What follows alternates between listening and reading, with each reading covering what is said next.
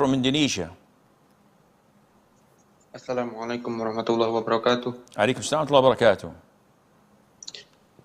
Yes, in Indonesia, access to authentic Islamic knowledge is challenging, not due to lack of majlis, but because it can be difficult for the general Muslim population to determine which da'i or ustad are truly credible and trustworthy. Alhamdulillah, I joined the Z Academy program and I follow you, so I've heard these kinds of questions frequently. And I started getting more selective in the matter of which person I should listen their Islamic advice.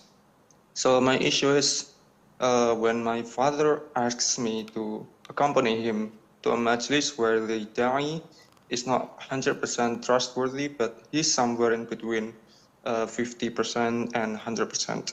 Everyone there can tell he knows some Arabics, and they know he's not a person that tries to mislead people. This is where I'm uncertain whether to go with my father or to reject him. Ultimately, my question is, how can I advise my parents on this matter of seeking authentic ilm? I'm sorry if this question doesn't fit this short format, Sheikh. Jazakallah khairan. Wa jazakum. First of all, Aska, it is not possible to have people clones of each other. Even if the ustad, you go to his majlis, graduated from Medina or from Jami'at al-Imam in Riyadh or from al-Qura, he follows the right aqeedah, he follows the right shuyukh, and he follows Ahlus Sunnah wal Jama'ah.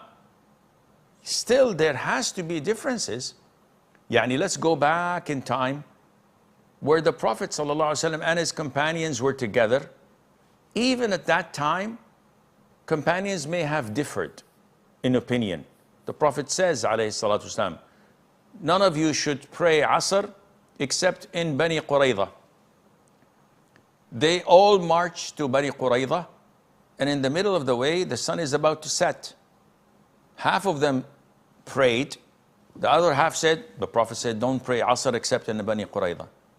When they reached, one of them was right. They can't both be right. And the Prophet ﷺ, because he saw that there was a room for this agreement, there was a room for having your own opinion, he did not elaborate. He did not say you're correct and you're wrong, or the opposite. He did not comment at all.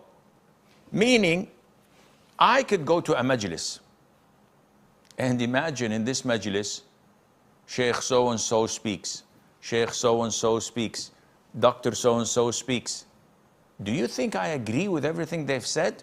Definitely 100% not. No. Why don't I comment? Because there is room to differ in opinion. If some of them said something that is shirk or kufr or innovation, I would intervene. Politely, diplomatically, maybe when it's my turn to talk, maybe I'll just beat around the bush, but I'll throw it so that I would not cause more fitna. But if one uses something or says something about raf'-al-yadayn in salah, which I say this is the sunnah, or the majority of Muslims say it's sunnah, and he says it's not, okay, that's fine. People are not children. Oh, don't listen to him. They have their own heads and they can think.